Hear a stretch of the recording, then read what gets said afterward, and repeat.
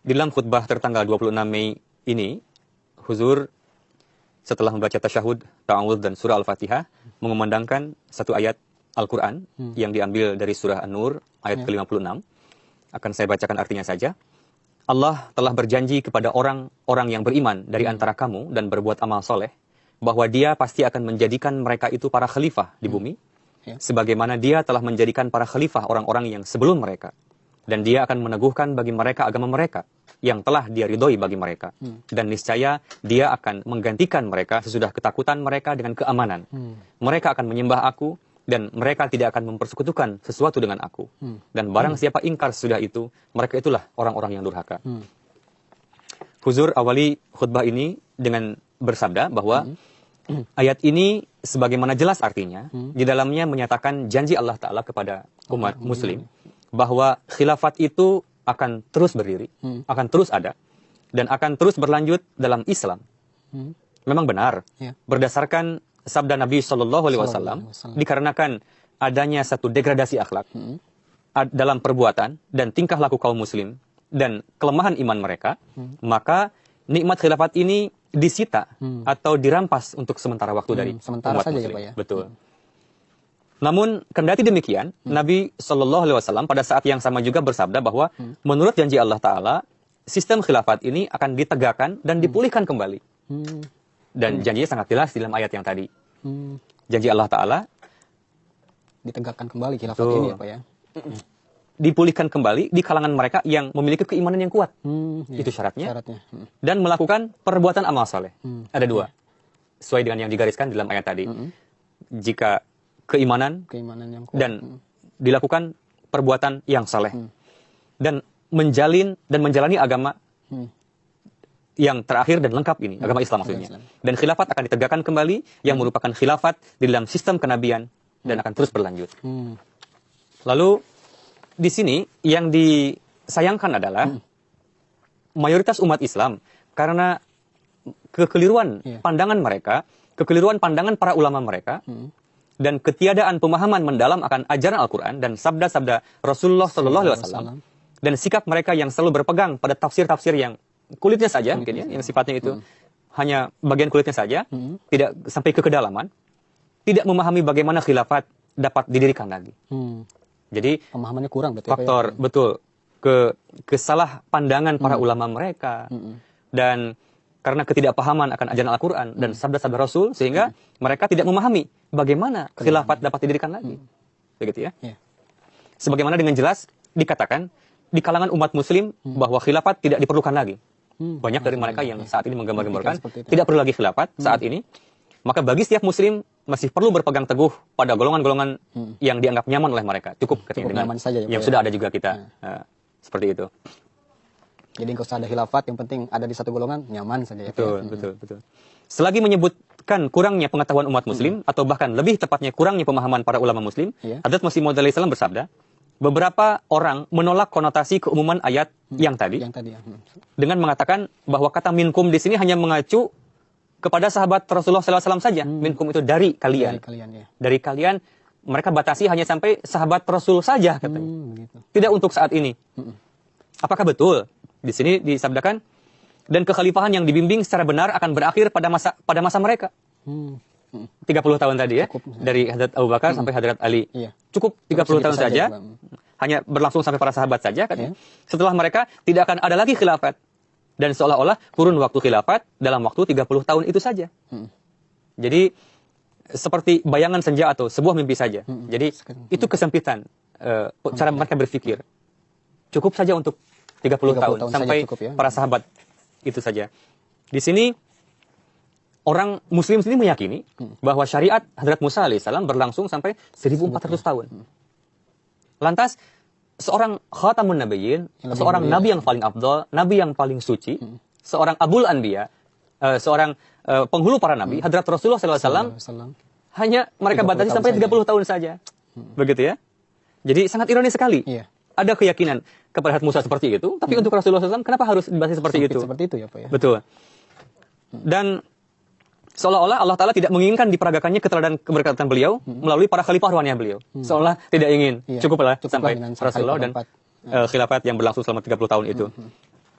di sini Hadrat Masih Maud alaihissalam di tempat lain juga bersabda, jika khilafat hanya berlangsung selama 30 tahun saja, dan tidak tersisa sedikit pun setelahnya, dan inilah umur umat Islam semua, maka Allah pun maha kuasa untuk menambahkan umur Rasul menjadi ditambah 30 tahun lagi. Begitu ya. Kalau memang kelanggengan, keberlangsungan khilafat tadi hanya 30 tahun saja, setelah itu tidak ada lagi, maka kalau memang dipikirkan, Allah Ta'ala pun maha kuasa untuk menambahkan usia Rasul 30 tahun lagi, menjadi dari 63 tambah 30 menjadi 93. Kalau memang hanya untuk 30 tahun saja. Gitu. Jadi kalau memang pandangan sempit seperti itu, logika Masih Maud alaihissalam seperti itu. Jadi, maka apa perlunya khilafat bila demikian? Kalau hanya 30 tahun saja, nambah tadi. Jadi bagaimana bahilnya mungkin ya Pak, saya bilang, bagaimana hadat sempit sekali ya. Kalau khilafat Musa ini sampai 1400, bagaimana pelitnya dengan hadat Rasulullah hanya dikasih 30 tahun saja. Padahal kita ketahui hadat Rasulullah SAW ini adalah penghulu para nabi, dan beliau yang paling afdol dari semua nabi. Oke Pak, kita akan lihat dulu sebentar. Baik pemirsa, jangan kemana-mana dulu. Setelah ini kita akan membahas dan mencari poin-poin yang masih banyak untuk kita gali dengan narasumber kita, yakni Bapak Maulana Mahmud Ahmad Wardi Shahid. Jangan kemana-mana dulu dan tetap di MTA Internasional Indonesia. Salli ala nabiyina, salli ala Muhammadin. عن أبي هريرة رضي الله عنه يقول قال رسول الله صلى الله عليه وسلم إني آخر الأنبياء وإن مسجدي هذا آخر المساجد رواه المسلم. Diriwayatkan oleh Hazrat Abu Hurairah radhiyallahu anhu, Rasulullah shallallahu alaihi wasallam bersabda, Aku adalah Nabi yang akhir dan masjidku ini adalah masjid yang akhir. Hadis riwayat Muslim.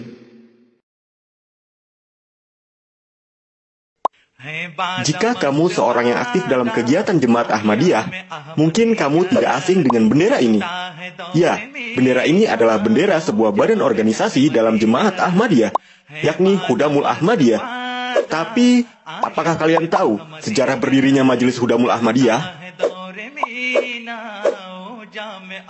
Majelis Hudamul Ahmadiyah pertama kali dibentuk oleh Khalifatul Masih kedua, Hazrat Mirza Basiruddin Mahmud Ahmad radhiyallahu anhu di Kadian, India pada 31 Januari 1938. Pada awalnya, anggota Majelis Hudamul Ahmadiyah ini hanyalah berjumlah 10 orang saja. Akan tetapi, saat ini anggotanya sudah berjumlah jutaan orang di seluruh dunia. Presiden pertama badan ini ialah Maulana Komarudin Syahid Sikhwani. Kata Hudam berasal dari bahasa Arab, yaitu Hadim, yang artinya pelayan. Anggota Majelis Hudamul Ahmadiyah adalah Ahmadi lelaki yang berusia 15 tahun sampai 40 tahun.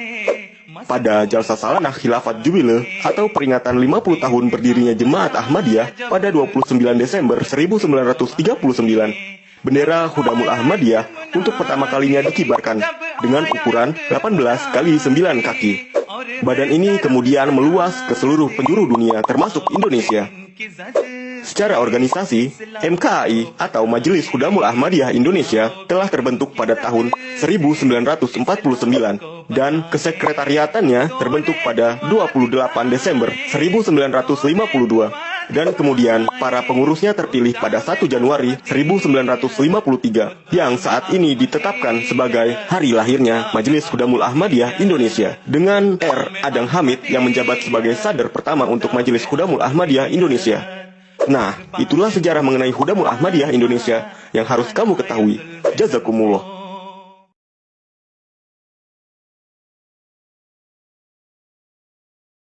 In short, if we desire peace to be established in the world, then we must leave aside our personal and national interests for the greater good, and instead we must establish mutual relations that are based entirely on justice. Otherwise, you might agree with me, some of you, due to the alliances, blocs, may be formed in future, or even I can say they have started forming, it is not unlikely that disorder will continue to increase in the world, which will ultimately lead to a huge destruction. The effects of such devastation and warfare will surely last for many generations. And so the United States, as the world's largest power, should play its role in acting with true justice and with such good intentions as I have described. If it does so, then the world will always remember with great admiration your great efforts. It is my prayer that this becomes a reality. Thank you very much. Thank you again. Baik pemirsa, kita lanjutkan kembali pembahasan terkait khutbah Jumat yang disampaikan oleh Hadrat Amirul Mukminin, yakni Hadrat Khalifatul Masih Al-Khamis Ayyadallahu Ta'ala binasril aziz. Masih dengan narasumber kita, yakni Bapak Maulana Mahmud Ahmad Wardi. Begini Pak, Alhamdulillah sebetulnya kalau berbicara mengenai khilafat ini, Jemaat Muslim Ahmadiyah sudah memiliki nizam ini. Dan kurang lebih hampir 1 abad lebih khilafat ini tegak di dalam badan atau di dalam Jemaat Muslim Ahmadiyah ini dengan meyakini kebenaran Hadrat Masih Maud salam sebagai utusan Allah Ta'ala. Yang menjadi pertanyaan saya Pak, bagaimana pemahaman orang-orang yang meyakini bahwa dengan kekhalifahan atau kekhalifahan dapat ditegakkan dengan kekuatan-kekuatan duniawi dan nizam khilafat ini bisa ditegakkan dengan kekuatan politik Pak. Seperti apa mungkin? Baik. Di sini Huzur bersabda bahwa ada orang-orang yang ingin menegakkan kekhalifahan dengan menggunakan kekuatan atau kekuasaan duniawi, seperti yang tadi dikatakan, sesuai mereka berkeyakinan bahwa khilafat bisa didirikan dengan kekuatan atau politik, seperti apa yang kita lihat saat ini begitu gencarnya di berbagai belahan dunia Islam, di Indonesia juga kita lihat, juga di belahan negeri-negeri Islam lainnya di dunia ini. Orang-orang ini gagal untuk memahami pesan yang jelas dari Allah Ta'ala. Itu poinnya.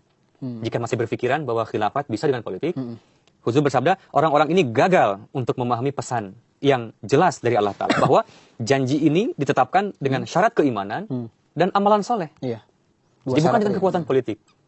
Jadi, dan itu merujuk kepada ayat tadi. Surah An-Nur ayat ke-56. Janji ini khusus bagi mereka yang menjadi hamba-hamba sejati Allah Ta'ala. Jadi bukan kepada mereka yang berambisi, seperti itu. Sehingga disebabkan oleh kekeliruan pandangan tadi, umat muslim pada umumnya, dengan kekuatan politik, umumnya umat muslim, maka kekuatan anti-Islam, negeri-negeri barat, mereka yang menentang Islam, berupaya untuk, berkeinginan untuk melumpuhkan Islam, mereka memanfaatkan kondisi ini. Melihat kondisi Islam yang kegandrungan sebagian umat Islam untuk mendirikan khilafat dengan sistem politik. Itu dimanfaatkan oleh kekuatan non-muslim yang ingin merobohkan Islam dari dalam. Di sini, apa yang dia lakukan, apa yang dilakukan oleh para penentang muslim di dunia ini, mereka mendirikan suatu organisasi yang mengatasnamakan khilafat. Baru-baru ini kita sangat mendengar gencar sekali di dunia ini, di belahan Timur Tengah misalnya. Padahal yang terjadi, hal itu hanya untuk meraih keinginan-keinginan duniawi semata. Ada di balik, tersembunyi satu hasrat para penentang Islam tadi, dengan berusaha untuk supaya umat muslim mendirikan khilafat, untuk menghancurkan Islam dari dalam, meraup kekuasaan duniawi juga, harta duniawi, di balik itu semata. Tapi gerakan itu hampir pudar setelah mencapai tujuan material untuk jangka waktu tertentu. Jika sudah mereka dapatkan tujuan materialnya, mereka pun sudah mulai, dan kurangnya dukungan atau setelah majikan materialistis mereka mencapai tujuan mereka. Kalau bantuan pihak Barat, bantuan pihak penentang Islam tadi, kekuatan non-muslim sudah melemah, atau mereka sudah mendapatkan tujuannya, mereka pun sudah mulai pudar lagi nantinya. Di sini ada seorang wartawan yang bertanya kepada Huzur ketika Huzur berada di Irlandia, apa sebenarnya khilafat yang sekarang terlihat di dunia ini? Khilafat corak apa itu? Dan apa dampak buruknya yang bisa ditimpakan kepada Jemaat Ahmadiyah dalam hal ini? Di sini Huzur menjawab bahwa mereka bukan khilafat.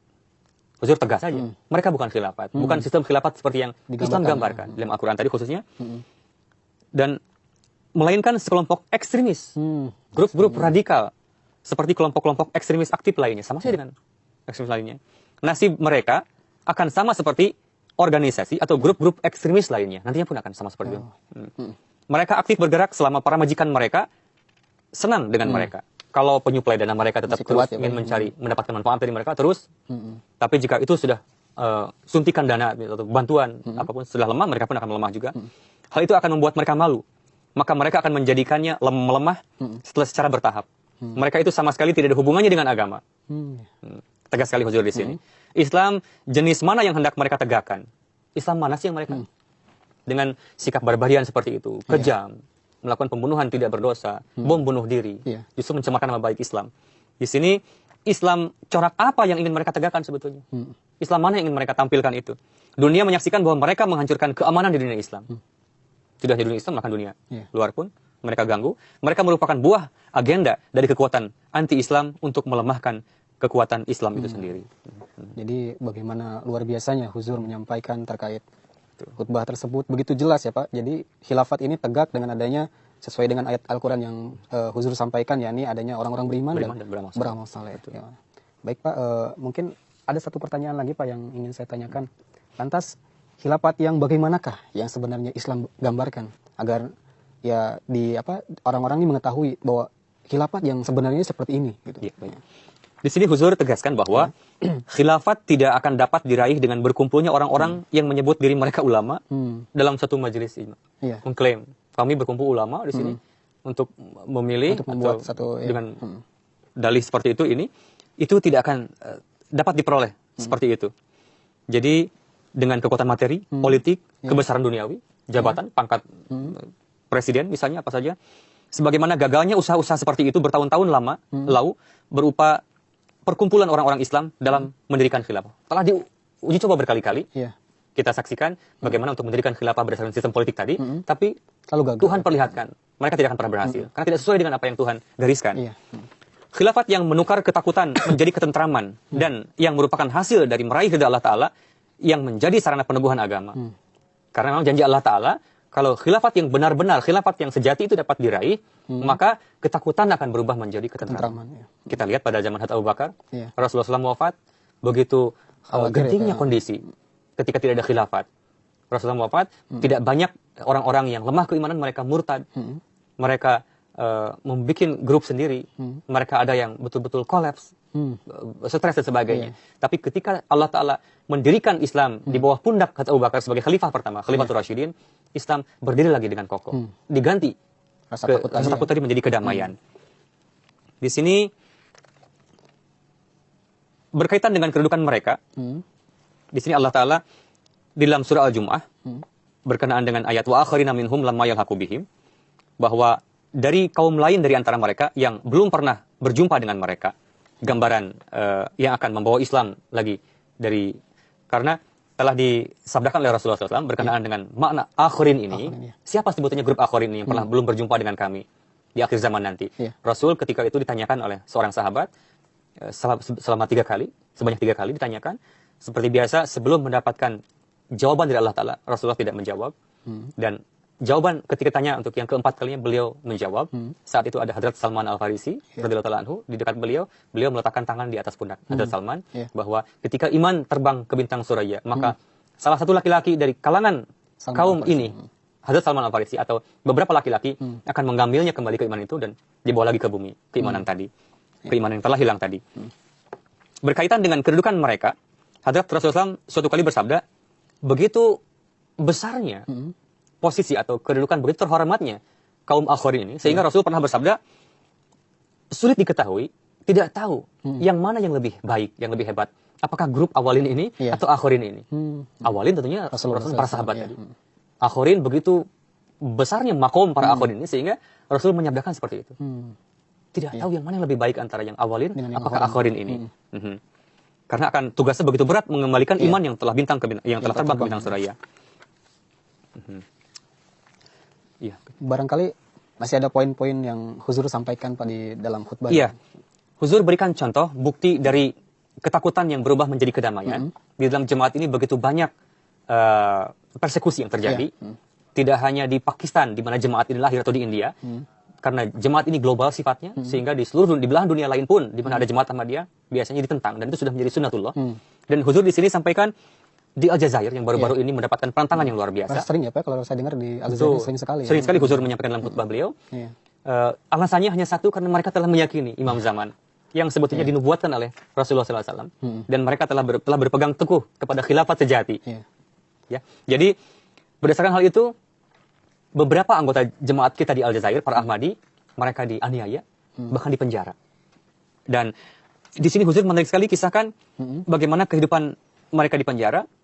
Mereka yang notabene bukan orang Pakistan, bukan orang India, mereka tidak pernah berjumpa dengan khilafat, tapi kecintaan mereka begitu dalam luar biasa ya, kepada khilafat, kepada jemaat ini, dan begitu kuat keimanan mereka. Dan itu membuat kita sebagai orang dari Indonesia melihat luar biasa keimanan mereka, luar biasa keberkatan khilafat ini. Bagaimana ketentraman mereka. Mereka dipenjara, mereka diusir oleh keluarga. Bukan malah mereka menjadi lemah iman dan keluar dari jemaat. Justru mereka malah semakin kokoh. Menggelora semangat keimanannya malah ya, Pak. Betul. Mereka mengatakan, setelah saya dipenjara, setelah saya keluar dari penjara ini, saya malah didatangi oleh banyak sekali para Ahmadi. Mereka menjadi keluarga, bagian dari keluarga saya. Istri saya dikucilkan oleh keluarganya karena beat masuk ke dalam jemaat ini. Tapi setelah dikucilkan, para ibu-ibu, para wanita Ahmadi begitu banyak yang menjadi saudara kami. Jadi sebelum ini mereka menyampaikan, sebelum ini kami berpikiran, sebelum dipenjara, bahwa kami sudah merasakan kelezatan iman yang sejati, katanya. Luar biasa. Setelah beat ini, katanya. Padahal itu belum apa-apa dibandingkan dengan saat ini. Ketika kami dipenjara, kami baru merasakan kelezatan yang sejati. Di dalam keimanan keberkatan dari khilafat ini. Mereka menegaskan bahwa kami tidak takut sedikit pun dengan penjara. Dan ini mereka tulis melalui surat, sebagai permintaan dari para Ahmadi yang lainnya di Aljazair. Tulis surat sebagai perwakilan kami kepada Huzur. Sampaikan ini. Betul-betul keteguhan iman mereka membuat kita geleng kepala. Yang kita melihatnya. Bagaimana. Dan beliau pun meminta doa. Doakan istri saya mendapatkan ujian yang sangat berat. Ayah beliau meninggal, ditinggalkan oleh suaminya. Ditinggalkan oleh saudara kandungnya. Karena beat masuk ke dalam jemaat ini. Jadi begitu besar ujiannya. Tapi sedikit pun tidak membuat mereka luntur dalam keimanan. Justru malah membuat mereka kokoh. Yakin dengan kebenaran sabda firman Allah Ta'ala dan sabda Hadrat Masih Maud alaihi salam. Dan sesuai dengan janji tadi, bahwa dengan datangnya khilafat tadi, ketakutan berubah menjadi kedamaian dan keamanan yang mereka rasakan. Sangat luar biasa Pak ya, kalau kita bayangkan bagaimana kita melihat ulangan dari sejarah yang ditorehkan oleh para sahabat Rasulullah SAW, bagaimana Hadrat Bilal, bagaimana para sahabat yang disiksa, kemudian dianiaya. Dan sekarang lah mungkin jemaat juga mengalami hal yang sama seperti itu ya Pak. Mudah-mudahan kita akan bisa lebih kuat lagi dalam keimanan, dan mudah-mudahan bisa lebih kuat lagi dalam mempercayai Hadrat Masih Maud SAW sebagai seorang utusan Tuhan. Amin. Jazakumullah Pak atas penyampaian yang begitu luar biasa buat saya dan juga mungkin buat pemirsa yang ada di rumah.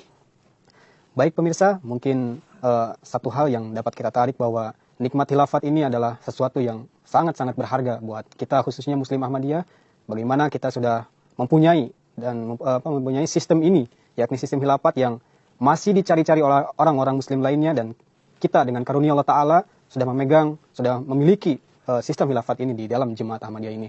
Mudah-mudahan kita dapat menjaganya, salah satunya yaitu dengan cara menonton khutbah Jumat Hadrat Khalifatul Masih Al-Khamis, di mana beliau adalah khalifah kita, ya khalifah yang membuat kita mengetahui bagaimana Allah Ta'ala berbicara dengan manusia. Baik pemirsa, saya Ahmad Nur Komar undur diri. Mudah-mudahan apa yang Huzur sampaikan dalam khutbah-khutbah beliau kita dapat memahami dan kita dapat mengamalkannya. Ditutup, wabillahi taufiq wal hidayah. Wassalamualaikum warahmatullahi wabarakatuh. Waalaikumsalam warahmatullahi wabarakatuh.